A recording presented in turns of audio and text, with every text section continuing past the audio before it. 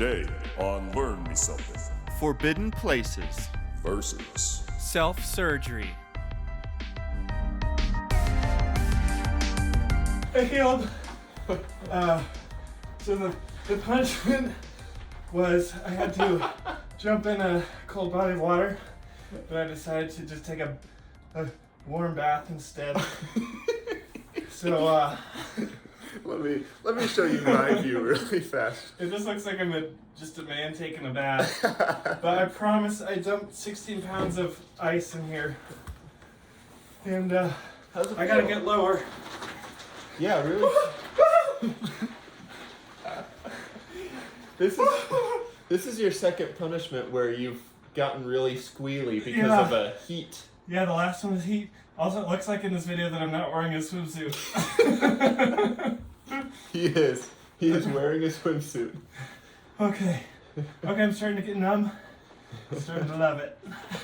I'm starting to love it. Oh, I'm pretty comfortable out here. This is very different, a different vibe than those like professional athletes that take ice baths. That's like cool when they do it. Yeah, and they're all like, the time. oh yeah, cool my muscles. But I'm just like a big naked man in a bathtub. We should make that the title of this episode. Big naked man in a bathtub. Okay, this hurts. How long do I have to be in here? I don't know. I think I said a couple minutes. We didn't technically give any rules. Yeah, so I lost the last punishment. Chaz did a great job, but people loved the auto race of 1908. The great 1908 auto race. Okay. Yeah, I can say this because it's Chaz, but he was the first guest host to lose. And also the third guest host. Yeah. Well, fourth if you include the other time he did Is this it. bad for you? No, actually I've heard it's very healthy. Why? It wakes up your nerves or something. Okay. And, oh no, it activates your immune system. Gets things moving real quick. Yeah, I'm feeling healthier already. And it rushes all the blood to your essential organs, so Okay. you'll feel better there once you can feel your extremities again. Yeah. Okay. Well, I think I'm okay letting you get out now. okay, thank you. Because I feel like you're about to pass out. Okay, transition time. Here we go. And well, we'll just run it. We'll just see what happens. Am I red? Oh yeah. It didn't. I wish it was higher, but that's okay. Jeez, that hurts. Shake it out. Michael Phelps it. Okay, well, while he's getting ready, we are going to cut here, and the next time you hear my voice on this episode, we will be in the studio, 20 feet away from the bathtub Josiah was just in, and ready for action. In 3, 2, 1. Josiah, welcome back to the studio. I'm back and all warm, and it actually feels good. Yeah, scientifically you feel better. Yeah, Right? We were just talking about that. Did you ever... You got hot chocolate, right? Yeah, I brought some hot chocolate. Except I'm not cold. I didn't quite get to the point where my insides were cold. It's just my outsides were cold. But I still got hot chocolate, and I'm excited about that. And so now that's it's time a pretty to good day. cozy up. Cozy on up. Yeah. Nice. You can thank Chaz for those few seconds of pain. Was that his idea? Yeah, he won it. He lost the episode for you and had the idea for the punishment. Okay. So it was really double. Thank you, Chaz. I feel like I am mentally tougher, and I better blood flow to my vitals. So thank you for that. Okay. Spin it. What do you say we talk some topics? I'm so ready. Do some topic talking. Who goes first? Your choice. I'll go first. Okay. Mostly because you mentioned earlier today that you were excited about your topic. So now I'm just like, I should just probably get mine out of the way. Okay. Not much confidence. No, it's gonna be a lot of fun. I'm talking about today a plethora of forbidden places.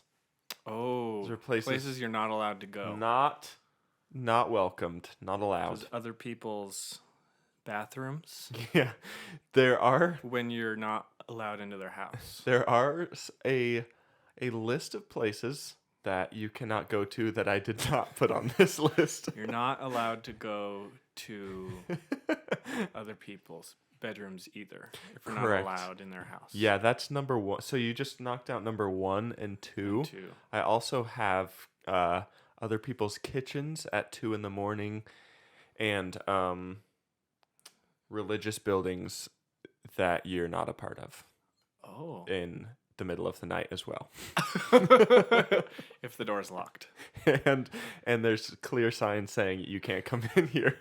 You're also not allowed to go over fences. Yeah, that's true. Usually. It's actually a list of Pokemon Go rules. Oh. And then my topic, it's funny, is actually just the application of playing Pokemon Go. So it works out. Good. So today we'll just be knocking out... This episode's called Naked Man Takes a Bath. And we'll be talking about Pokemon Go. Okay, actual forbidden places. So I'm going to read all of them to you, and you can choose which one first. Okay. There's Pluto's Gate. There's Surtsey. Oh, I just realized I didn't look up how to pronounce these. That's okay. There's North Sentinel Island. There's North Sentinel Island. Oh, that's going to be a goofball. I wrote that twice. No, it's called... Here, distract the people. I'll Google it. Okay, not North Sentinel. Is it perchance South Sentinel Island? No. No, okay. So you wrote it twice, which Svalbard. means... Svalbard. It's Svalbard. Oh. The seed vault. Yes. What I was doing was... I get OCD when I take notes about things being formatted right, so the titles have to be bold so I can see it easier. Oh, yeah. Because that way I don't have to feel like I'm digging while we're talking. Also, something just happened that I think is very interesting. What happened? So you said the word Svalbard, Uh-huh. and I went, oh, because I know what that is, or at least what it's known for. Yeah. And you said the seed vault, and I was like, yeah. We've never talked about the Svalbard seed vault before. We just both know about it Yeah. separately? Which Svalbard buddies. Which is funny because, that's been on my list for a long time. Has it? Yeah. It's one of the reasons that I'm doing this topic, which is so scattered, because a lot of these places are cool, but aren't quite interesting enough. Or, no, they're interesting enough, but there's not enough to them for a full topic. Sure. So, anyway, that's just funny that Svalbard seed vault is something that we just both acknowledge that we know. yeah, we know stuff. We both know about it. You and I know things about. Nothing like super important, but only like a little bit off the wall. Exactly. Hey, it could be the most important thing in the world someday. We don't know. True. So there's that one. I'm kicking myself for copy and pasting that title and not changing it. That's ridiculous. There's also Snake Island. Oh, I know about Snake Island. Yeah, that's a good one. And Bangar Fort. Or Bangar Fort. I don't know.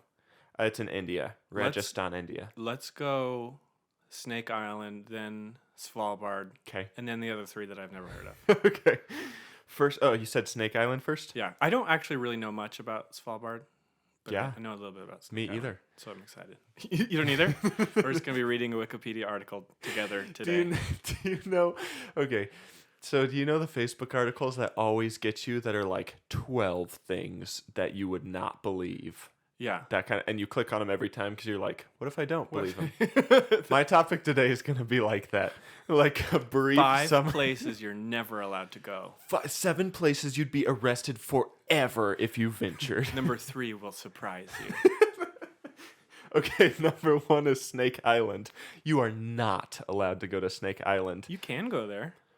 You have to be a part of a research team with a sanctioned doctor, and you have Really? to have professional snake handling knowledge. Like, you have to know You your have to way. pass a test. You have to get licensed. You have to be certified. Wow. A certified snakeist. That's pretty crazy.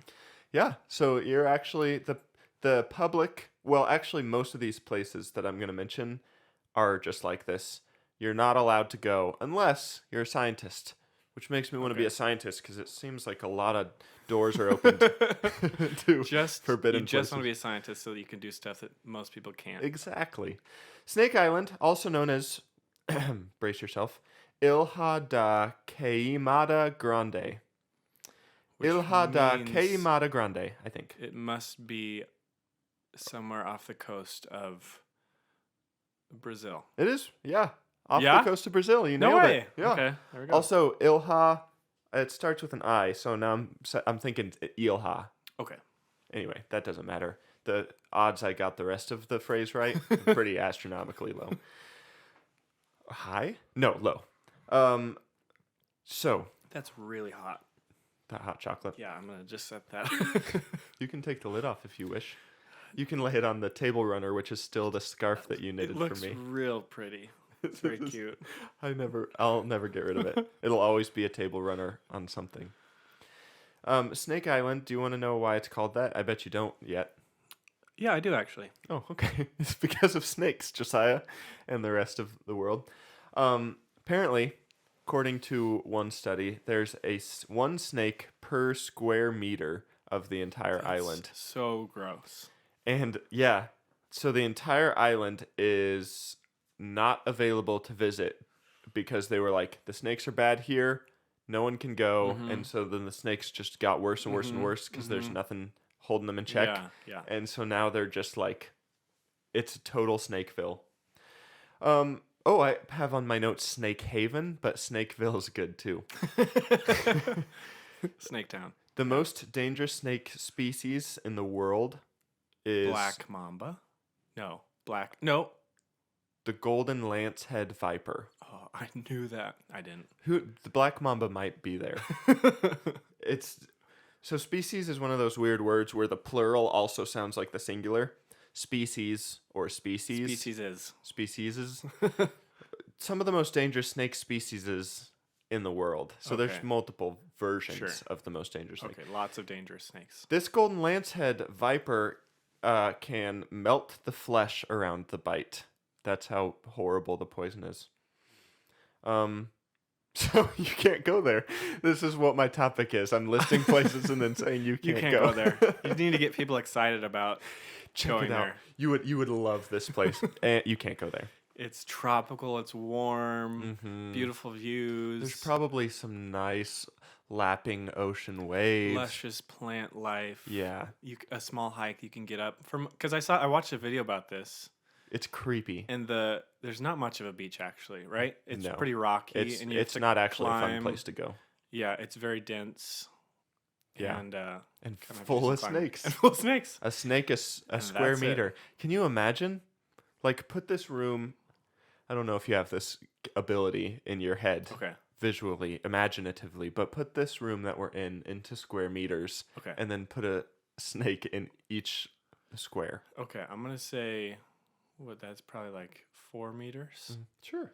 I really don't know my meters. Yeah, well. I'm not proficient in meter For usage. let's say you could get 25, 30 snakes in here.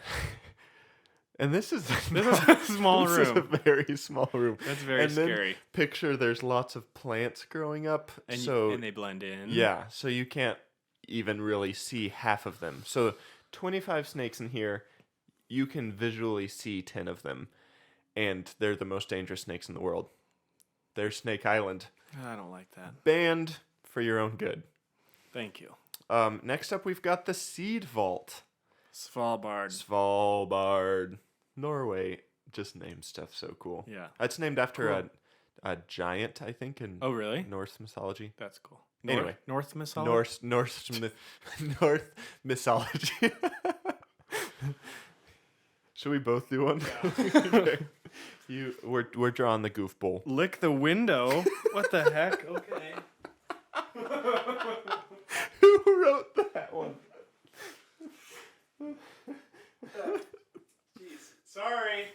Mine, Sorry about licking your window. mine's I love the goofball. Mine says call your mom on speaker. Okay. So we'll just give her a quick call. And I'll keep talking. You can have a little smudge on your window. We'll just close the curtain. Oh, okay. We'll see if she answers. Anyway, well, I'll keep talking. Oh. Hello, Caleb Scott. Hi, Mom. You are live on our podcast. What? That's so exciting. Welcome. Do you have anything you want to say to the people? Hello. Thanks for listening. Caleb and Josiah are awesome. Woo! Is there anything else you were gonna pay me to say? No. Don't tell them that I'm paying you. You were a goofball draw. I messed up and it says call your mom on speaker. So here we are. I think part of your punishment should be that you say something wonderful about me. I love my mom Because. because That's all he's got. I love my mom because she's awesome. How about I love my mom, so I will. Oh.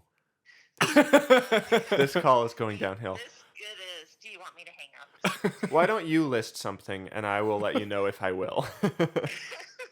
I will make you lunch on Sunday because I love you. Oh, How's wait. that? You want... Oh, you'll make me lunch She's still? being you. On Sunday because I love you. I love my mom, so I will eat the lunch that she makes me on Sunday. Okay. With See, gratitude. Everything all worked out. Not as full as you thought. No, that was great. Anyway, that's all. Thanks for joining. Josiah licked a window. Yep. Have fun podcasting. Have a We good will. day. Make good choices. We will. Well, Josiah licked a window. Okay.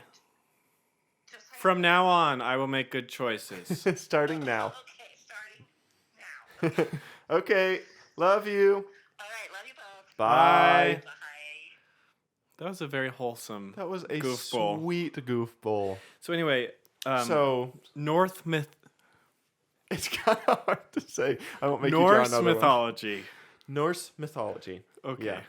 So, wow, this topic is going to go on forever, isn't Yeah. it? This is a doomsday vault, but it's a cool doomsday vault. It's a seed vault, which means any country can submit seeds to the vault, and those seeds are stored in the event that something bad happens to Earth and they need to restore the plant kingdom. Mm-hmm. So they have the ability to store 5.4 million varieties of crops, and each variety holds 500 seeds. So total, it's Oh. like 2-point-something billion seeds that this Wow. place can store. Do you know how many it has now? Right now, it has just over 1 million. Okay. 1 million varieties. Or no, yeah, 1 million varieties, and each one has 500 seeds. So 500 million seeds. Yeah. Wow. You're not allowed to go there. Oh. Pretty obvious reasons. But Because they don't want you to steal the seeds. yeah, and everything And has they to be keep it run perfect. Yeah, has to be run perfectly. Has to be constantly negative 18 degrees Celsius, I guess, is the magic number Oh. to preserve the seeds. All seeds. It was opened in 2008. It was built to last 200 years Oh. and to survive explosions, earthquakes, all the good stuff. It's built. Is somebody going to bomb it? Get rid of the seed vault. It is kind of random, but maybe if Maybe there's an explosion aliens. in the plant. Oh, in the sure. vault. It's not going to, like, one explosion's not going to destroy the whole building. Yeah. Probably it won't be like the... It's not going to hold up against war. Yeah. It's probably out in the middle of nowhere, isn't it? It's built into the side of a mountain, like very high up. That's the middle of nowhere, right? Yeah. Mountains are the middle of nowhere by definition. Yeah. But it's built into the side of the mountain. Actually looks really cool. Have you seen a picture of it? The outside looks really cool. Yeah, it does. And they did that so that even if all of the ice melts and sea levels rise that much, it'll still be above that. Oh, wow. Kind of fun. That is cool. That's cool that they thought, they're trying to think of all the Yeah. catastrophes that could happen. They're counting for all of them. So rest assured, everyone, if something bad goes wrong, Norway's got us covered. The other cool thing, then we'll move on. The other really cool thing about this vault is it is politically free, which means It's like the moon. yeah, any country can submit seeds, and I didn't read really what this meant, but it's called like a black box system, which means only the country that deposits something in can take that thing out, which means if America deposits 20 million seeds, then no other country can take it, even though it's in Norway. The U.S. can go and say, I want those back. Okay. The world has ended. I need those seeds. Pretty cool. That is interesting. So like tons of I think almost every country in the world has submitted seeds to this vault. wow. So it's like a cool global security effort. Kind of cool, right? that is cool. Not allowed to go there. Sorry. Okay. I picture like the people that work there are all dressed up in suits and they have like clean white gloves Yeah. and it's like a James Bond type of thing. And there's secretly people being kidnapped and stored in the basement. I wasn't thinking about that. Yeah, I was more me thinking either. it's just sleek and Yeah. cool lighting. Yeah, but there's a secret bunker Maybe. where the CIA is. I guess. I wasn't thinking. No. Other people were They talking might. about that. Yeah. All right. Between the next 3, what suits your fancy? Pluto's Gate, Surtsey, or North Sentinel Island? Pluto's Gate. Okay, this one's crazy. Southwestern Turkey, known as the Gate to Hell, because in ancient Greek and Roman mythology, this little cave, was considered a actual portal to the underworld Yes. in their mythology. I just saw this in the news like a couple months ago, I feel like. Yeah, it's crazy. So basically, it's built in. I don't even know how to describe it. I took a picture of it so I could just show you. There's a temple around it. Mm-hmm. This is a digital recreation. This is not what it looks like currently. Oh. So there's a temple around it, and then there's a pool, and then there's like this kind of raised seating, like you would imagine for other Greek stuff. Yeah, like an amphitheater. Yeah, exactly. To where people could come sit and watch. And then there's this little dark tunnel-looking opening with like steam billowing out of it. Okay. And that is Pluto's Gate. I think in Italian, it's plutonium is like the official name for it. And then in Greek, it's something else. But it's the ancient city that they recently found not so recently, it's called Hierapolis. It's now Pamukkale. Good job. Yeah. Hierapolis. Does that sound good to you? Yeah. Yeah. Yep. So Strabo, Greek geographer, in 24 AD, wrote about this place. Okay. And we didn't know it was real, but he wrote about this place, and we thought it was part of mythology, that this space is full of a vapor so misty and dense that one can scarcely see the ground. Any animal that passes inside meets instant death. And they believed basically that you walk into this and you go to the underworld. Oh. So in 1965, an archaeological team found this thermal spring. Mm-hmm. They followed this spring. They start digging, and they find this whole city. In the city, they find this whole temple, pool, gate area. They dig it all out. Turns out there's something to it. They believe this was the whole portal to the underworld. What actually was happening was this thermal spring, like this hot spring that ran down into this cave, produced so much carbon dioxide that it was lethal to ingest if you went in there. Oh. So all this billowing, misty stuff that they were talking about that they thought was blessed by Pluto and Kor, who are underworld like deities in that mythology. Mm-hmm. Turns out it was actually just carbon dioxide from the thermal springs. So the archaeologists, when they were digging it up, witnessed several birds dying because they came too close to it, and they just died because they breathed in too much CO2. Isn't that interesting? Yeah. So they had this whole mythology, and turns out it was just a little bit of science. So you said there was seating around it. Would they have some kind of ceremony where they'd send people in there? Yeah, what they think is they would do a lot of like animal sacrifices in there. Okay. They'd send animals in there. I don't know if they ever sent people in there. I hope not. Okay. That'd be a bummer. I did read that there was a specific group of people that were allowed to go in there, and they were considered like blessed people, but they were just like really good at holding their breath. So they would like go in there and get the animals and drag them back out. It was was a weird thing. But turns out it's a real place, and they found it. Can't go there. Oh, I was just about to ask. Do you think you could go there?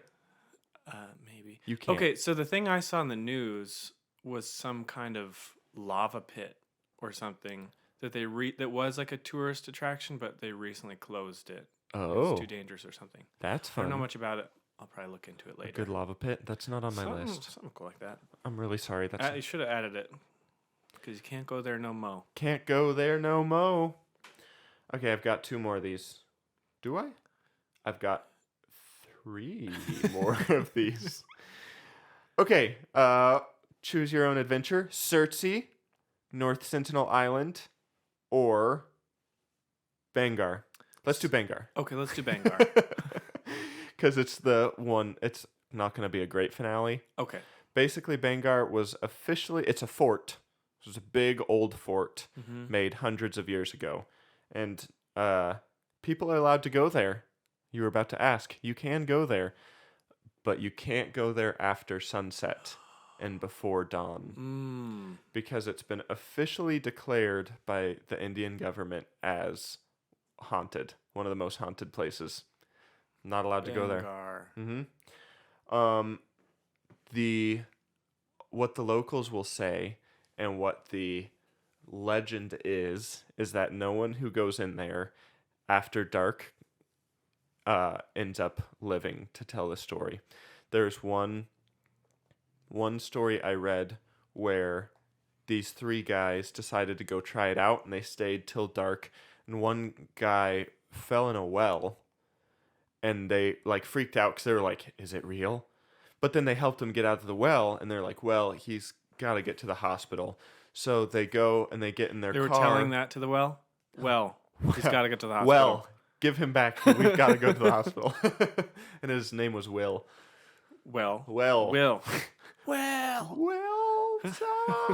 So they're taking him to the hospital, and their car gets in like this crazy fluke accident, and all 3 of them die on the way to the hospital. Stuff like that. That's a true story, but it feeds the legend that it's very cursed. And they think there's 2 legends of how the curse came about. Number 1 is, I forgot the name, some person, in my head he's like a monk, but just a person who sets himself apart for wisdom and higher thinking, that kind of thing. Guy asks him, hey, can I build a fort? And he was like, yeah, but your fort can never overshadow my house. Like if a shadow from your fort ever crosses over my house, bad news. He was like, okay. So he lived in the fort, and then another guy took over the fort a long time later, built up the walls higher. That was high enough to cast a shadow. Place was cursed. By the guy who is afraid of shadows? Yeah. Apparently. He cursed it. Yeah. Okay. And then the other legend is that it has something to do with a love potion.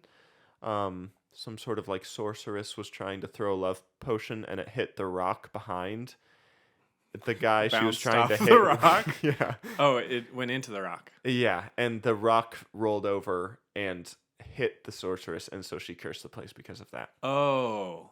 So, whichever one of those is true for sure. We Take have 2 your options. pick which one you believe. But I don't know if I buy any of that, but I do buy that it is actually banned past sunset because it's dangerous. I do buy skiing inside and the Palm Islands. All right, we got a couple more. These are all really important, Josiah. You need to know this stuff. Next up, we've got the home of the Sentinelese people, which are, you've heard of these people, I'm sure of it. They're some of the last untouched people groups from our civilization. So they live on this island, and they're one of the last groups to have no communication with us whatsoever. This is outside India. The people are very violent. They have bow and arrows. Yeah, they shoot at people like helicopters and drones and stuff, right? Yeah, there's pictures. I looked at them. There's a picture of some of them shooting at a helicopter that had just happened to be flying over. But they've been isolated for so long that we can't like, if any of us tried to communicate with them, they would all die because they don't have any exposure to any of our diseases and illnesses. Yeah. So the Indian government has banned any communication with them because it would kill them. Yeah. So it's kind of a weird thing where it's like some people want to like help them or meet with them, learn their language, that kind of thing, but no one's allowed to by government law because it could actually kill them. It's very interesting. And no one knows really how many people. They say like as few as 50 or as many as 500 of these people are living out on that island. Been there for a long, long time. In the 1800s, a merchant ship called the Nineveh wrecked on a reef by the island. And so all the passengers and crewmen took a boat to that island until they could get rescued. Yeah. And so they were camped out on the beach and they got attacked by these people. And they had to, I think for days, they had to defend themselves with like rocks and sticks from these like constant incoming attacks from these people until the Navy ended up coming and saving them. But they had to just survive. Just backed up against the ocean. Yeah. Isn't that crazy? Then another expedition crew came and explored. This is like in 1880. They kidnapped some people. I don't know why. Things that happened in the 1800s are confusing for me. Always are. But they took some kids and a couple adults, and the adults immediately got really, really sick and died. And so they bought a bunch of gifts, and they dropped the kids back off on the island and left all the gifts with them. I guess maybe they felt bad. Sorry we killed some of you. Here's your children. Here's some and a fruit basket. Yeah, a coconut or That's two. That's pretty weird. Isn't it? And then fast forward, so not a lot. Actually, the leader of that expedition group went back a couple more times, but he never like interacted really. Fast forward 100 years, 1980, there's another ship crash. They landed on the reef, and they were calling out to people saying, "You have to come help us. These people are trying to sail out, or they're trying to swim out to us and attack us." So they were watching them load up. They have like canoes that can be pushed with long sticks. Yeah. And they were loading up with their bow and arrows and knives, trying to come out and raid the ship and kill them all. But they got really lucky. A storm came in, and it made the wake high enough that they couldn't paddle out to them. Okay. And then a helicopter came and saved them. So they were fine. And then lots of other stuff happened. National Geographic went out there, and one of the videographers got shot in the leg with a arrow, which is just That's pretty nuts. Intense stuff. There was one time in the 2000s where they were able to be friendly with them.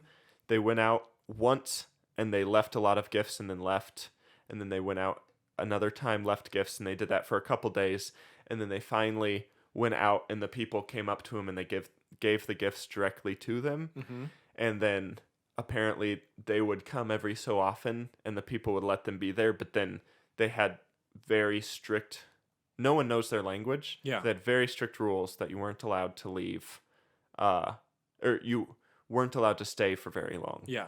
So they would start making signals with their knives, like cutting, like if you don't, your time is up. If you don't leave right now, we're going to attack you. So they're like kind of friendly, but also like, we'll kill you. We'll kill you if you stay too long. So were these people wearing some kind of protective equipment? Nope. I saw a picture of them handing out like coconuts. They're just in like t-shirts and polos. I don't know why they didn't do, a little bit more to protect themselves. I guess you want to come across as unthreatening as possible. So if you're wearing a hazmat suit, that might not go super well. The picture is very weird though. They're all waist up in the water. Okay. And there's just like some guys handing them like coconuts and stuff, and they're like kind of smiling, and like half of the people look super confused, but then one guy's like super cheesy smiling who's accepting the coconut. It's pretty fun. It would have been fun to go on that one. But they've officially banned all of it because they've realized that it's too dangerous for the people visiting and for Sure. the people on the island. At the last one was a missionary in 2018 who was killed. Mm-hmm. He went and I don't know if he tried to get a permit through the government and they didn't let him, or if he skipped that altogether, but he ended up bribing some fishermen to sail him out there, and he went out and was killed. And the Indian government labels it as murdering, but they don't intervene because that would get in the way of their no interaction laws. So they just let it go, and they didn't go like get the body back or anything. Everyone's still buried out there. I don't know how I feel about that. It's pretty interesting. Because I get where you want to protect people, and you don't want to like force your modern Indian culture on them. Mm-hmm. But if they murder one of your people, wait, was this? This was the an missionary was American. American guy. But the the U.S. was also like, we're not gonna like press charges or ask for any action because we don't want to get involved with them. Jeez, it seems very. It's very weird. It seems very gray. Yeah. It's definitely a situation probably people didn't expect to find themselves in. Yeah. So Like I dealing with that? can guess or I can understand why they say just don't go there. You'll probably die. It's not going to work out. But then you want to, like, if you're that missionary, you want to reach those people. Yeah. And he tried. From what I heard, pretty they crazy. were like, he had to retreat the first day, and then he went back, and they were like kind of friendly with him, or like kind of curious by him, and then he left again, and then he went back a third time, and he told the fishermen, don't stay here, you can go, because they might be more comfortable if it's just me. Yeah. And then it did not go well. They killed him. Wow. Can't go there. Okay. I don't think I'd want to. Yeah, I'm okay with not going there. I don't know if I would choose between that one or Snake Island. Neither of them seem all that safe. There's a good chance you'll die at both of them. Yeah. Can you go to Chernobyl? No. That's the big, like, nuclear. Yeah. I almost put that one on my list. They say that won't be safe to live in for another 20,000 years. Oh. Isn't that nuts? Oh my goodness. I just saw on the news, I know this is very, like, recent, but Russia just overtook the power plant. Oh, really? Yeah, because if you're listening to this later, they just started a war with Ukraine, and they overtook the power plant. Huh. And I guess I didn't read much about it, but I guess it's They're not a big thing for them, like just having control of it. Well, I know it's Russia. still in use. Or like the actual plant is still like the guy who said that it wouldn't be inhabitable again for 20,000 years was like the director of that plant. They still I don't know if it's like I don't know how it all works. Actually, I'm pretty sure you can go there, but just not very long. You probably have to be a scientist. I bet you have to be a scientist. Yeah. One more reason to be a scientist. You know what? I'm about to get my scientist certification so that I can start applying for these things. Yeah, I think it's pretty easy to get your scientist certification. It's like an I'd online. go for it. Yeah. It's an online quiz. I think it just like requires ID, and I think you just have to check a box. Yeah, if you've got a passport, that's helpful. Usually. Yeah. Would you like to be a scientist? Yes or no? Would you like scientist privileges? You can now go to Snake Island. You can go to Snake Island. You can go to Chernobyl. You can go to Svalbard. Mm-hmm. You've got so many options. Really anywhere. Yeah. The last place you can go if you're a scientist, the last place, is Surtsey. Only the most scientific can go there. Yeah, only the elite. Do you know? Have you heard of Surtsey? Mm-mm. It's the youngest island in the world. Well, one of the youngest islands in the world. It's like a volcanic island? It's off the coast of Iceland. It was formed by volcanic eruption from 1963 to 1967. Basically, it started below sea level, on the ground. And then it billowed and billowed and billowed. And then eventually it billowed so high that the water couldn't access the ports where the volcanic activity was billowing. Okay. And so then it like all hardened and became a island. Pretty cool, huh? Huh. And it's about 1 square mile, so not huge, Oh. but a decent sized Yeah. island, and it's like pretty tall too. Since then, it's come down to half a square mile from wave erosion, so it's slowly going away. Okay. They say like by 2100, it'll probably be gone. Okay. Anyway, it's off limits to everyone except for scientists because they wanted to study what happens with new land completely uninterrupted from humans. Oh, okay. Which is pretty, I That's- think, kind of Yeah, cool. very interesting. So they said within a couple years, plants had already scattered. Really? And it's because of seeds that were brought by wind dispersal. Like floating in the ocean? Yeah, and ocean currents would bring in some seeds. And then the plants came in enough that birds started to come. And when the birds came, they dispersed the seeds a whole lot. So now it's like this beautiful, full, grassy. No way. Like it's very pretty. Really? It's a very pretty spot. I just picture it as like a black hunk of nothing. It's like big flowing grass. Really? And there's I have it. There's as of 2008 there's almost 70 species of plants that have been recorded there. No way. Yeah.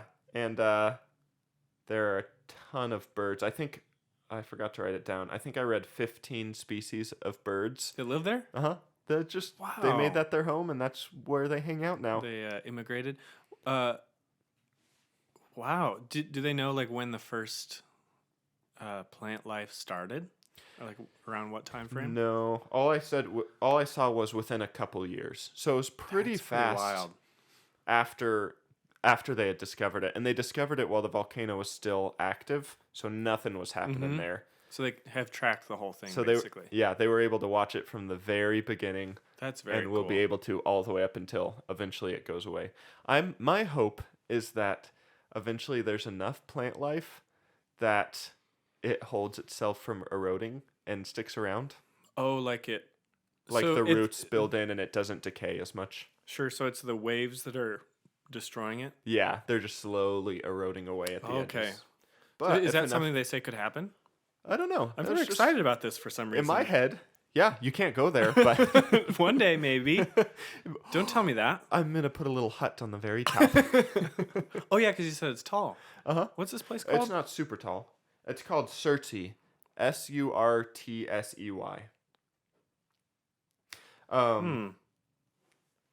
Very And cool. one funny story like that. to end my topic is one plant made it there without, because of humans, and it's because, and they fixed it. They fixed the problem, so it's not there anymore. Is it the devil's weed? No, basically. It was a tomato plant ended up on this island, and at first they were like, how is this tomato plant growing here? And then they realized, and this is a little crass, but deal with me because it's worth it. One of the scientists had used the restroom on the island, and his or her excrement had leftover tomato seeds from something they had eaten. That seems like something you would think about. Yeah, As you're squatting as a on the island. scientist, Yeah. you would want to consider Squat that. down like, So they ate a taco with a lot of And tomatoes. a tomato grew. And well, I don't know about a tomato, but like Oh, a a tomato plant. plant. Yeah, That's pretty wild. was growing, and they were like, it really for a little bit stumped the scientists. They were like, why? How do you suppose this tomato plant made it here? And then they did some searching, and then they were like, guys, who did it? There's a cheese plant, a beef plant, and a tomato plant. Jeez, a beef plant. All right in this one area. Who planted the salsa plant down here and the tortilla plant? That's kind of funny. So they like dug it out and made Yeah. sure that it wouldn't spread And because keep an eye on the area. their whole goal was for it to be from beginning to end Mm-hmm. completely no life to That's see what so happens. crazy to me. Pretty cool. 60 years Yeah. that an island has formed and become just- its own little ecosystem. And it's like luscious. Did you look up a picture? no. There's apparently it's less luscious in some areas that the birds don't hang out in. And then other areas it's like total Jurassic Park looking. There's pterodactyls everywhere. It's crazy how There's a that T-Rex, happened. I'm pretty sure. Yeah. Oh, wow. Not too bad, huh? I'd visit there. That's really tall. Isn't it? Okay, this is a lot bigger than I was expecting. I mean, a full mile is significant. For sure. I also was expecting trees for some reason. Maybe. There's no trees. Maybe someday. There's some bushes. Lots of grass. Wow, that's pretty interesting. So, there you have it. There are a small list of places you can go. You said there was a north.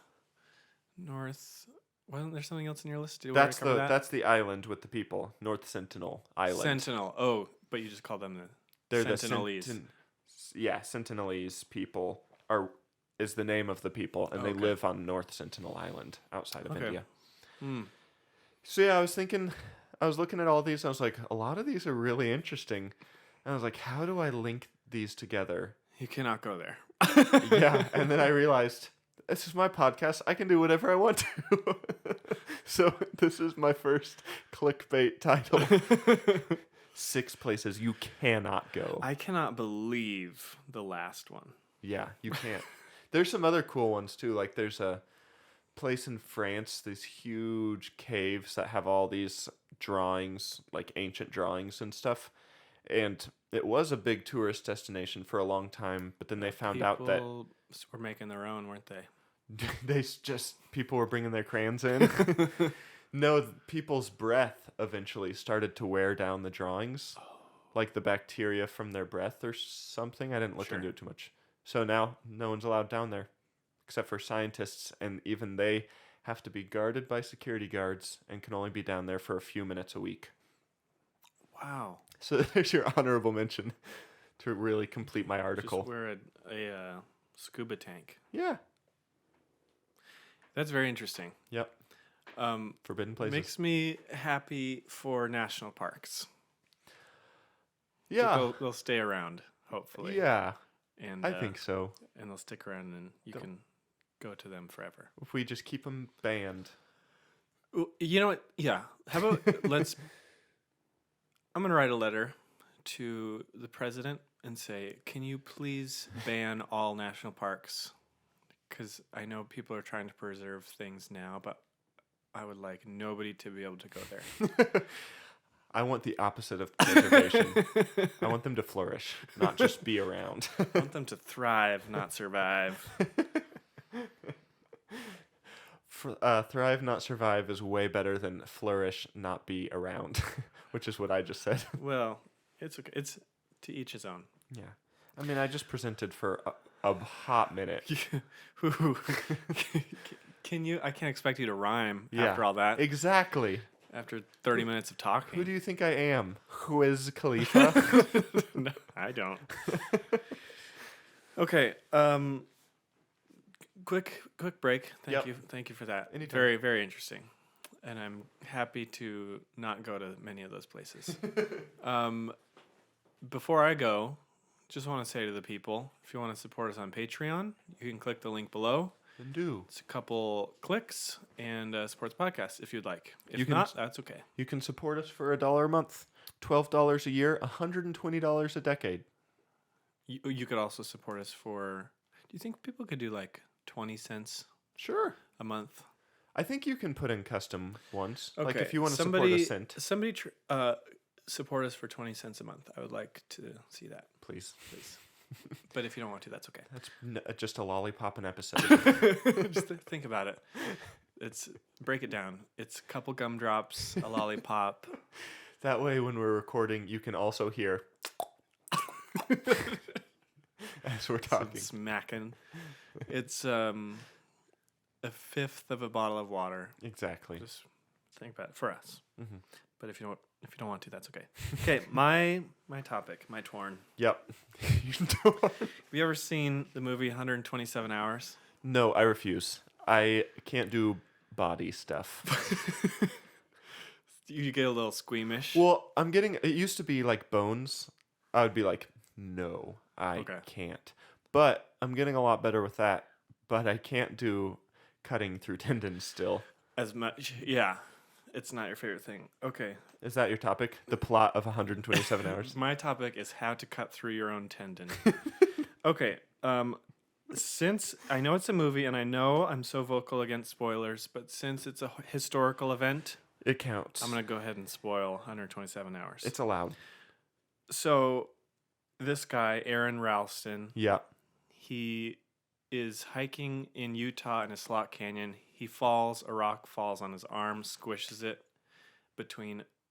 so his arm is squished between a big rock and the wall, and he can't get out. Mm-hmm. So the whole premise is he's stuck there, and eventually he decides to, with his pocket knife, cut his arm off. And he eventually escapes. And he survives. If you look up a picture of him today, he's still alive, but he only has one arm. And I kind of skipped through it because it's the grossest movie ever made. Well, you don't really get to the gross part till the very end. And most of it is... So you can watch chunks. Most of it is creative ways of making it interesting while he's stuck in the same spot. Yeah. So props to that for trying to make a movie out of it. And yeah, it's got some creative aspects to it, but I would not hear that story and think, there's the next big hit movie. A blockbuster. Yeah, people are going to watch him cut his arm off. Anyway, so that auto amputation, what they might call it, is a type of self-surgery. Oh, no. There's many examples of self-surgery throughout recent history. And this is what I'm going to be talking about. It's, mostly one big story and then some others thrown in at the end. But this episode, for our squeamish listeners, I would recommend not operating heavy machinery. If you get pull off in an alley and finish listening and then get back on the highway. Or if you're in like a forklift or something, set down whatever you're carrying and come back to it later. If you're in a forklift, this podcast takes priority, I think. Yeah, seriously. So the main story that I want to talk about is about a man named Dr. Leonid Rogisov. Perfect. While you talk about that, I'm going to eat this Twix. You go for it, man. So he was the crew doctor on the 6th Soviet Antarctic expedition. This was back in 1960. So think about when the island Surtsey was being formed. Yeah. He was the only medical professional on board. There was 12 crew members, so he was one of 12, the only doctor. Really the only one with medical experience. Seems like a failure to create redundancies. Well, well, that was sounded businessy, right? They should have sent 12 doctors. 144 men, 12 of each type. Yeah, but maybe like a nurse or an assistant situation. Oh, well, we'll get to that. Okay. I'm jumping the gun. We'll get to maybe some changes that have been made as a result of what's about to happen. So the trip was set to last throughout the winter. They left during the Antarctic summer, the beginning of it, and their goal was to set up a base at this place called Shirmacher Oasis. It's east of the Weddell Sea. So think of where you go south of South America. You've got the Weddell Sea and that peninsula that you'll see on Antarctica. Yep. East of that is where they're setting up this base. Got it. Okay, I'm tracking. So by February of 1961, they had the base all set up and were ready to go. Good. But by this point, the winter is starting to get colder.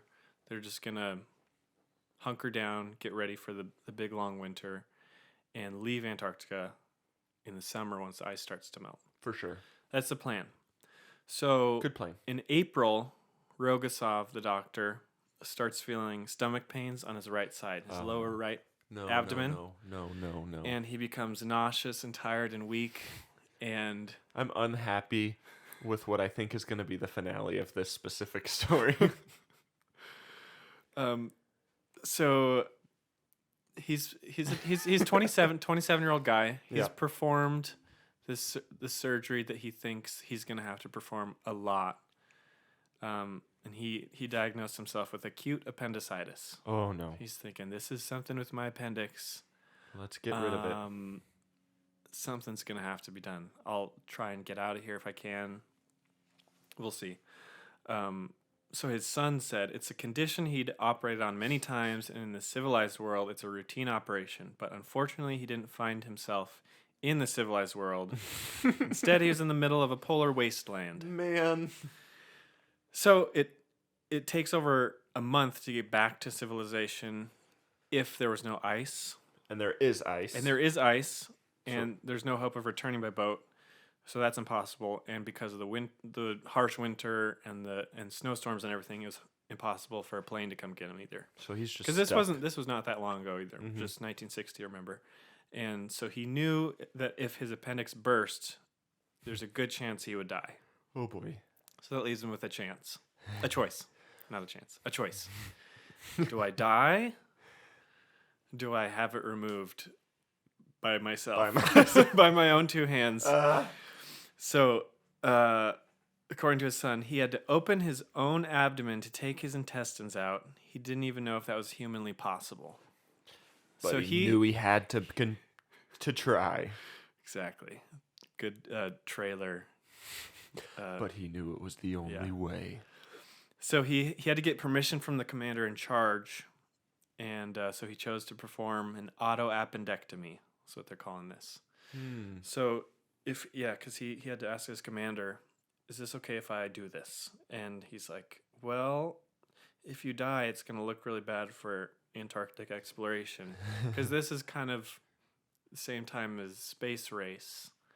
And I guess politically it was important that they did something of worth in the Antarctic. Something had to happen.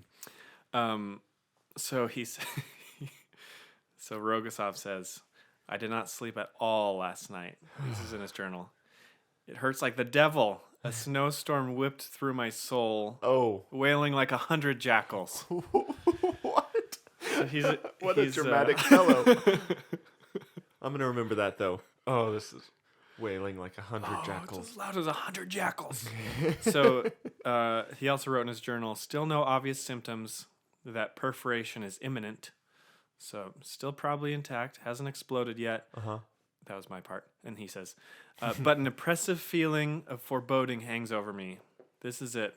I have to think through the only possible way out, to operate on myself. It's almost impossible, but I can't just fold my arms and give up. So he got to work making a plan. And this is how it went. Worst. So, he got 3 of his crewmates to assist with the surgery. That seems like a great first start.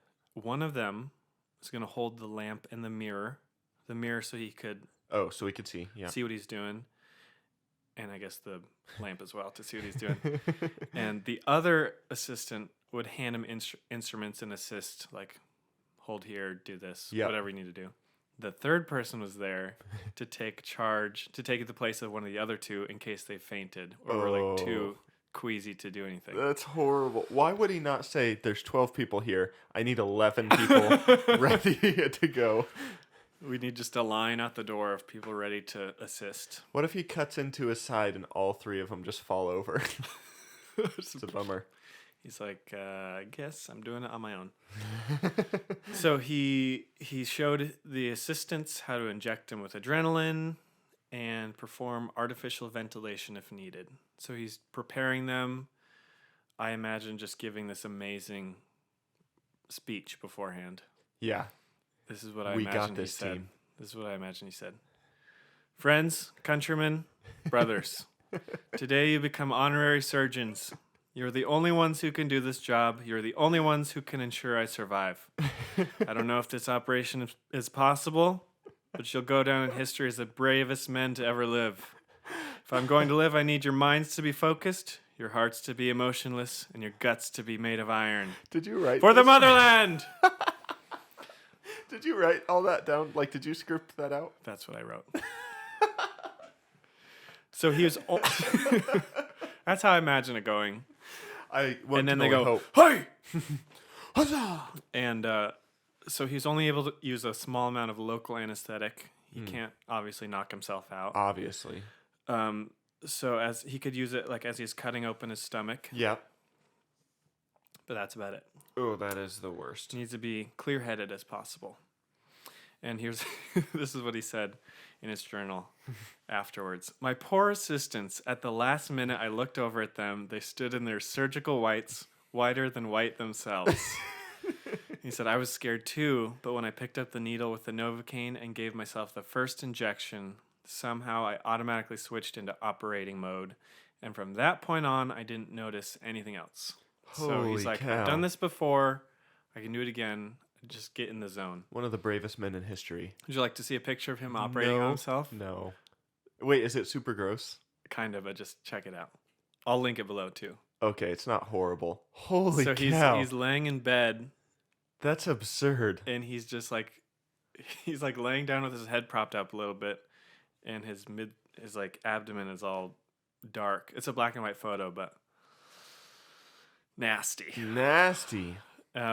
Good thing it's not color. I can't imagine. Would you have passed out? So he ended up ditching the mirror because it was too difficult to use, just having to do things backwards. Yeah. So oh yeah, that would be weird. So he did it based on feel. Most of it, a Holy lot of it cow. based on feel. That's And pretty impressive, He actually. took off his gloves and did it based on feel.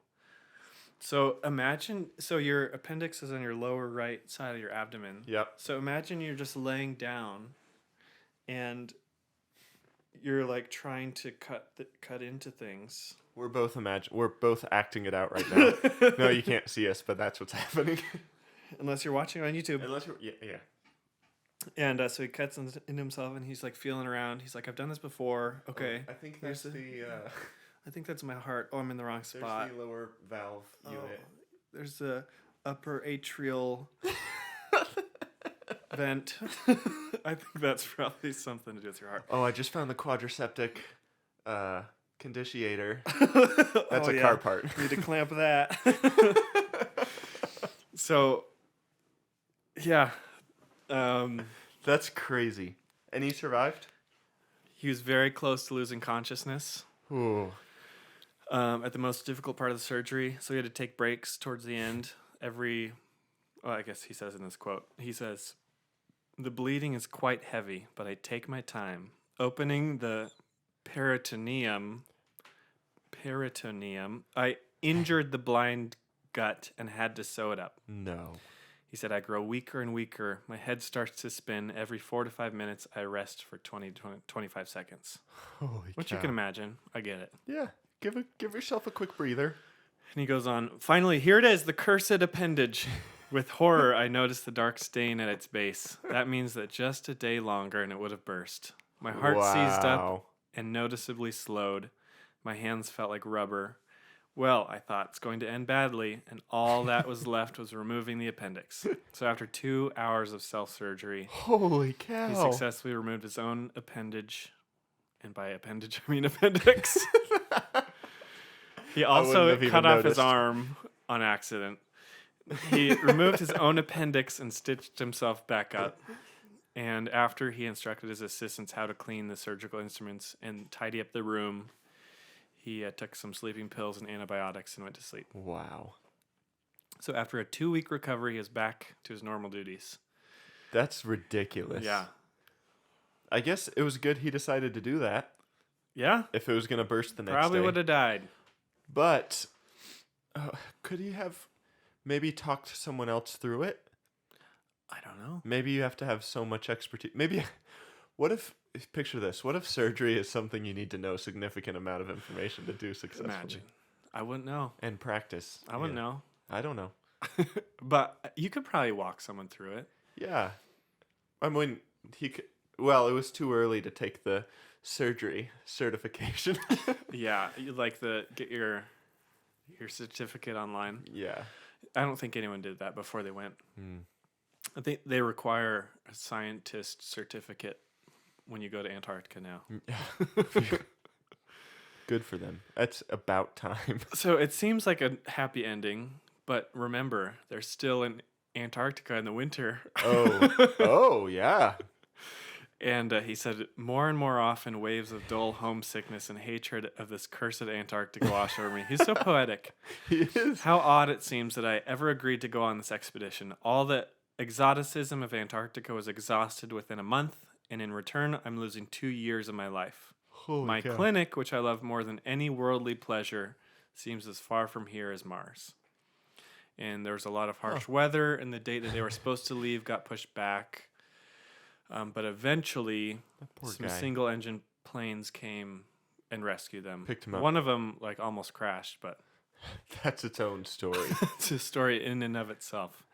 And so since that date, Australian Antarctic stations require appendectomies for all doctors staying there. That's good. And some people suggest that you should get your appendix removed one Before. day if you go to, if there's a colony on Mars or something, they say. Get You that. should not, there should be no appendixes allowed. Or just send a second qualified doctor. One less thing to worry about, you know. Redundancy. And there's even a Chilean town. I think it's an island off Antarctica, so it's kind of Antarctica, kind of Chile. Did they name it after his appendix? No, it's called Villas las Estrellas. It's a weird name for an appendix. No, that's the island. And so there's a maximum of 100 inhabitants, but there's no appendixes or dogs allowed. Huh. Appendixes You can't go because I guess just make one less thing for the doctors to do. One major surgery less for each person, and then dogs so that they don't kill the native animals. That's a funny mindset, though. Let's make every person have to have this surgery. Even that- children. Even children Really? have to get their appendix removed, yeah. Let's make every man, woman, and child have to have this surgery before they go in case they need it while they're there. we'll just make sure everyone does it instead of, one or two people maybe. Yeah, it just makes it simpler for the people in charge, less to think about. Could you imagine being in a leadership position? You're just I would really feel better if my whole team just had their appendixes removed. Honestly, it's just... The level of anxiety those people must have. It'd be so much simpler. Such less of a headache. So much less of a headache. I can't imagine having to think about those things. But what if someone's appendix acts up? Let's just have them, just in case. We'll just have them all taken out. Yeah, it's better to be safe than sorry. What would you do Die. in that case? How about in the Aaron Ralston situation where Die. you're in a slot canyon? You wouldn't try and cut off your arm? Fun fact, I had this exact conversation. We happened to be talking about that movie. We were at the Yeah. climbing gym. Yeah. There were 4 other guys. And I literally said, if you were in that situation, what would you do? And then they all answered, and they were like, what would you do? And I said, I would die. You would not cut off your arm. I would just be dead. I think I would be like, I need to give this a shot. And I think I could get past But the you'd skin layer. Back out. And then I'd be like, no, I'm There's dead. another way. I'm dead now. Think of other ways. Yeah. Wait for somebody. It is a really interesting position to be in because you're on the time limit of you don't have much water. Mm-hmm. You're going to either die of dehydration or I guess you cut off your arm and die that way. and die that way, but there's a chance. A small chance that you don't die. I don't know if I could either. It's a weird dynamic. The type of thing where it's you don't know what you're capable of until it's happening to you. I don't think I could. I don't think I could either. But anyway. But also, I don't know what the symptoms of extreme dehydration and starvation are. Yeah. Would you just kind of pass out one day and just not wake back up? Or would it be how miserable rough is all it? the way Sure. up? Probably pretty miserable. I think I would opt if it were just a simple pass out situation. I think I would opt to just, call it a day on Earth. Yeah. Go up, talking to Jesus and be like, I had the option down there, but this seemed better. I weighed them carefully and I made my choice. But I don't know if dying of dehydration and starvation is just as miserable. Sure. Then maybe opt for the one that's faster, and that also offers you a small chance of surviving. I don't know. Yeah, you get over the pain eventually, probably. That's why when you just have to deal with the phantom pains the rest of your life. But exactly. And, waking up every night screaming from nightmares. That's so crazy. I can't imagine. I seriously cannot imagine having to choose to cut your own arm off. I can't imagine. Have you ever... This is going to sound really weird. Have you ever had, like, a pocket knife and you've put it on, like, the palm of your hand and you were like, could I just, like, scratch myself? Yeah. I don't think I could do that. Really? Well, because I picture the scene in Pirates of the Caribbean, where they have to cut their hand to drip the blood over the gold for, I don't even remember what the plot of that movie is. Because of for skeleton magic. things. Yeah. Skeleton powers. Yeah. To receive your skeleton powers. But I was like, I don't know if I could even do that. Purposefully cut my hand. I think I could do that. Wait, okay, so if someone said, you're going to die if I don't get some blood right now, because we need your blood. Oh, well, I guess if it was life or death. If it was a life or death, I think I could minorly cut myself. You get some blood flowing. Okay. But like if you were just like, I'll give you $100, then I don't think I could bring myself to do it. Okay. Anyway, there's $200. If I give you $200 right now, would you cut your hand open? I'm gonna need more. Three. More money. I would be at if $500. The knife is clean and you won't get infected. I feel like it would hurt. Oh, it definitely would hurt. Maybe I'm just not super tough. Maybe that's the issue. Or maybe the things we're discussing just don't matter.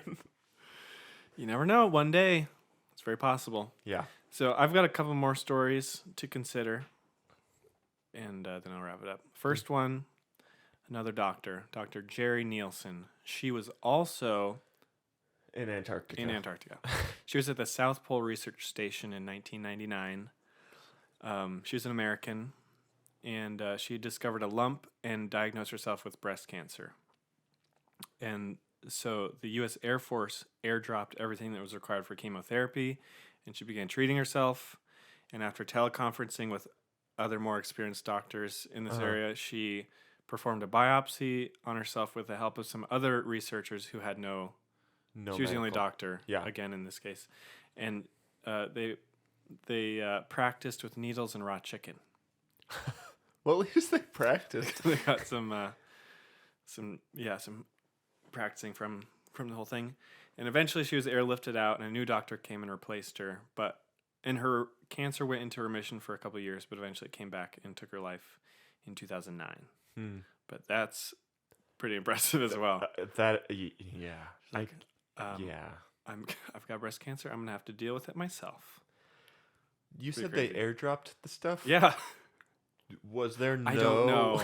I don't know. Maybe you can go high enough that it's safer to fly if you go like above the clouds, but maybe it was too... maybe you couldn't land a snow plane. I don't know, though. In my head, I'm picturing something from The Martian. Just like, there's got to be a way. Fly at 500 feet and drop a 500-foot rope. And it flies by and she just grabs it, catches it, snatches it. Or they put her in a pod and the pod has like a hook and it's fully cushioned. Sure. So she can bop around on the inside. They just hook onto the pod and pick her up. Exactly. Or it's like a Hunger Games situation. Oh, spoiler. Do not you know what I'm talking about? The Hunger Games. Or the claw. Oh, yeah. A Toy Story. The claw. Or Dark Knight situation, where he has the thing with the plane. Yep. And it goes, and then the plane flies and catches it, and it pulls him away, going thousands of really, really fast. Yeah. Thousands of fasts an hour. So anyway, one more doctor in 1921. Dr. Kane got appendicitis. This guy is a little. Okay, you'll see what I mean. So he had always wondered. He's passionate about medicine. He had always wondered if you could perform a major surgery without completely knocking a patient out. Yep. So some patients can't get knocked out completely because of medical conditions. Oh. I guess if you have a heart issue. Huh. That's interesting. Apparently. Add it to the list of things I never knew about that I do now. I'm pretty sure. Don't ask a doctor. Okay. So, having performed more than 4,000 appendectomies before, he's a pro. Yeah, he He's knows like, what he's doing. This is the perfect situation to put the two things together, my appendicitis and my wanting to test if I can not knock somebody out. It's the perfect storm. It's a perfect storm. So with the help of some nurses, he laid back on the operating table and took out his own appendix, similar to Leonid Rogisov. Huh. Wait, he was not in Antarctica. He No. could have had a... Oh, someone. very easily. Okay. Very easily. Okay. Yes. Yeah, in fact, he was at the hospital and he had nurses help him. He's at the hospital. And the other doctors are sitting in the break room like, who hired him? I read somewhere that he was at the Kane Hospital. The name of the hospital had Kane in it, so I don't know if it was like his hospital It was his papa. or something, or maybe it was just a coincidence. But when a reporter asked how he was doing a couple hours after the surgery, he responded by saying he was feeling fine. I'm feeling fine. And the reporter's holding a microphone out, trying not to look. And so he learned a couple things that day. He learned how to use local anesthesia in an appendectomy, and he also learned what it feels like to be a patient being operated on. That seems horrible. Yeah. But 2 years before that, he amputated his own finger Oh. because it became infected. Well, I guess that one's less intense, probably. Yeah, but I don't know. You're one-handed. so he did the. That's even more props to this guy for being a nine-fingered surgeon. Exactly. Seems like that might make things even more complicated, but Some people. he was okay with it. Yeah. So 10 years after the appendix surgery, when he was 70 years old, he did that at 60 years old also. So when he was 70, he operated on his own hernia, and while he was working, he was just joking with the nurses Oh. for the full 50 minutes. Just a strange fella. And I think, remember that episode when you talked about shower thoughts, where if you have something that you know how to do really well, or you do it so much you kind of go into autopilot? Yeah. I think that's what was going on. So he's He's just like, I've done this so many times. No, I'm not. I'm barely even paying attention. Hernia surgeries are a dime a dozen. Hernia schmernia. What are you guys doing this weekend? You guys catching this show? You going to the dance marathon later? And, yeah, exactly.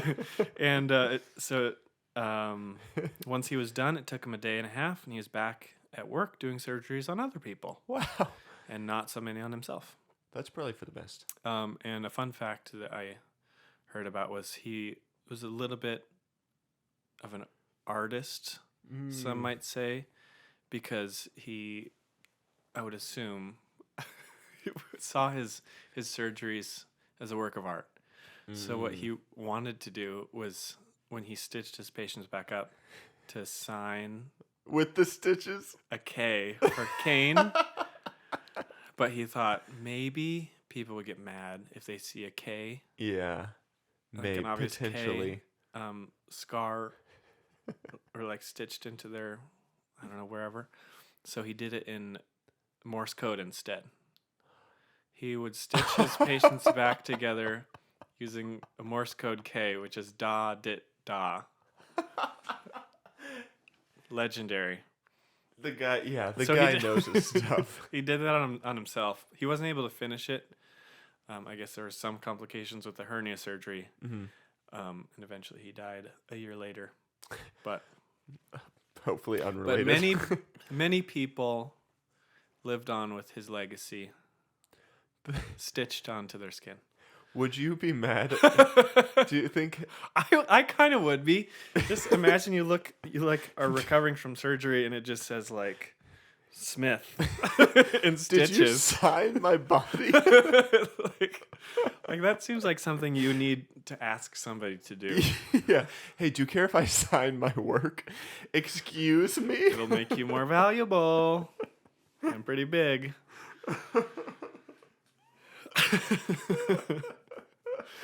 That is really funny. So he went it's very sneaky. Like nobody's gonna know a dash, then a dot, then a dash. Exactly. It's very sneaky. So a couple more. The rest of these, real quick, are. The fact that there are so many of these. Oh, there's a lot. Wow. There's a lot. A couple of these, or the rest of these people, none of them are doctors. Oh, that's a fun twist. So, Boston Corbett was a man famous for killing the man who killed Abraham Lincoln. So he's the one that Got killed it. John Wilkes Booth. Okay. Boston Corbett. Boston And Corbett. something else that he's famous for, is is taking scripture literally. Ah. Oh. Ah. Yeah, are you thinking of the verse that I'm about to say? Yeah. If your eye causes you to sin, pluck No, it out. I- No, not his eye though. Okay. So the verse, if your eye causes you to sin, pluck it out. If you're. So he performed self-castration as to not give in to the temptations of the local prostitutes. Oh my goodness. So this man goes and kills John Wilkes Booth. Probably, I'm thinking the same day, castrates himself, and then, according to legend, he had a nice dinner, and then went to the hospital. What? So this guy, Wow. very intense fellow, Yeah. very driven fellow. People of history are so odd. What are people going to say about people and just people people are odd. are odd. The things they do. Let's rename this podcast. People are odd. That's actually not bad. We should start a new podcast. Honestly, people are odd. The second competitive podcast in the world. The world's second. And it's only competing to find the oddest person. That could get insulting pretty quick. This is the dumbest person. Today is Boston Corbett versus Timothy Dexter. Okay, so the last person that we're going to talk about who has performed self-surgery on themselves is a mother in Mexico Oh. who a mother of 4. She was pregnant again, kind of out in the middle of nowhere, no doctors around, about to give birth. She had to perform a C-section on herself. Oh, wow. Not good, but she survived. Baby survived. Wow. After eventually the doctors were able to come, but Do you think they got there and looked down and were like, you probably should maybe consider waiting next time. well, she couldn't. I guess I don't. Yeah, I don't know sure much she about would the not do birthing that. process. Yeah. Also, just she's like, I've already done this 4 times. I can do a C-section. It's fine. So she's talking. You going to the dance marathon? And if she had a C-section before, it's probably just like tracing where the scar Yeah. from before. So Cut from where? I've got the line. yeah, there we go. From Just here trace. to here. I guess she's got guidelines, but I imagine it gets much more complicated after the cut. No, I think it's pretty cut and dry. Pretty simple. But it's not super dry. You're It is probably cut. right. I bet it's pretty cut. So This is a weird episode. I love it. So there you have it. Self-surgery. Some doctors. Oh yeah, there's a bunch of other stories of you can find if you just Google self-surgery. I don't think I will Google that. That's okay. Did you Google it? Oh yeah. Here's the lesson I've learned from your topic. Don't be a doctor because then you won't have one to help you. Yeah, I don't think doctors work together. I think it's like I'm the doctor in this town. It's like This town ain't big enough for 2 doctors. most of the story, it's like, okay, pick one doctor, send him off. Everything will work perfectly unless that doctor has an issue. Well, a lot of times nowadays, 2 doctors. yes. Redundancy. Redundancy. nowadays they only send doctors anywhere. If I ever get my doctor's certificate, I am not going alone. I think they send, like, all these scientists you're talking about, doctors. They're all doctors. They're all doctors. I'd much rather get my scientist certificate Than your than my doctor's doctor's certificate. I've known that for a while, though. Okay. Just confirmed today. Okay. Do not want Yeah. a doctor's certificate. Yeah, I think I would agree. So there you have it. So there you have it. That's pretty good. That was fun. Where do you... No, you never tell me. Where do you find this stuff? Can you tell me about this one? Or do you just think of it? Okay, I'm not going to tell you my source because it's a newer one. That Really? there's some good stuff. You're in. finding new sources? Yeah. I've got to step up my game. And this one I found out about Leonid Rogisov. And then you know I had to dig deeper. Oh, of course. You know I had to cut in and perform this research myself. Of course. I was not going to wait for anybody else to do it for me. So I went ahead and did it. Nice. You did what had to be done. And I lived to tell the tale. Wow. So Okay. anyway, today be thankful that you don't have to operate on yourself. And pray that tomorrow you won't. Good night. Yeah. Sleep tight. Okay, why don't you give people a quick... What do you call it? I'm blanking. A recap? Recap. Tell people why they should vote for you. Yeah. So there's some cool places out there, you guys. Some cool places in the world. And I've always been of the mindset that places get a little bit cooler if you have to get to them illegally. Or you know what I'm saying. Like, something's fun, but then if it's fun and it says off limits or don't go past this sign, then it's like, I really want... Twice the fun. I would like to be back there right now. And, that's what my topic was. Snake Island, don't go there. Oh, yeah? I bet I will. That'll be a Watch story. me. Seed Vault, slightly less interesting. Or dangerous. Very interesting. Less dangerous. But I'd go there because I can't. Youngest Island, super fun. Can't go there. But you want to. Okay. You done? Let me give some You're sort done. of call to action here. You're done. Vote for me a vote for me is a vote for the planet Earth. I'm done. Okay, while Caleb is encouraging trespassing, I am inspiring you with heroic stories of people that have done what it takes to survive, or at least in the case of Leonid Rogisov, have done what it takes to survive, and also learned from people's tough spirits. They can do things that seem hard, even in the midst of situations that don't require it sometimes. So really, this episode is people versus place. People versus places. Nature. Yeah. Man versus nature. Man versus nature. The Man versus his inner demons. versus snakes. Dr. Kane versus... Naked man in the bathtub. What is the punishment? The punishment this episode makes me laugh. The punishment this week is... Okay, so we've kind of separated them in the punishment ideas into categories. So we've got categories. physical punishments. We've got emotional torture. Yep. Or physical pain, rather. Physical pain. Physical pain, emotional torture, and endurance Endurance. punishments. So backwards 5K, endurance. Endurance. Josiah's ice bath, physical pain. Reading Moby Dick, Emotional torture. torture. Yeah, for So- both me and Moby, or whatever How the far are guy's you? name is. Are you Not chugging very along? far. Okay. It's a very Take a long while. book. Okay. Yeah, I'll report back next year. Okay. Sounds good. Love to hear it. So today, for this episode, we're going to go with the emotional torture Yeah, one of our favorites. genre. We love it here at the Learn Me Something Studios. So this punishment is that you have to destroy one of your favorite shirts.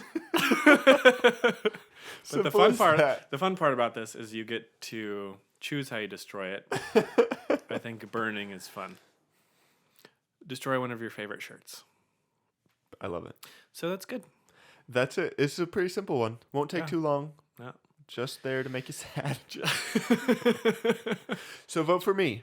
Vote for nature. Nature Vote for always me. wins. Vote for inspiration. Vote for the human spirit. The triumph of the human spirit. Vote for Vote for the motherland. Vote for intrigue. Vote for freedom. Vote for me and my favorite shirt. A vote for me is a vote for... Yeah, vote for whoever you think has a better favorite shirt. Vote for whoever you think needs to make better fashion choices. Oh, wait, vote for the other person, rather. Yeah, exactly. Okay. Exactly. You got any final thoughts? No, I think we're ready to wrap this one up. We will see the people in a couple weeks. Thanks for listening. Yeah. Play us out, Larry.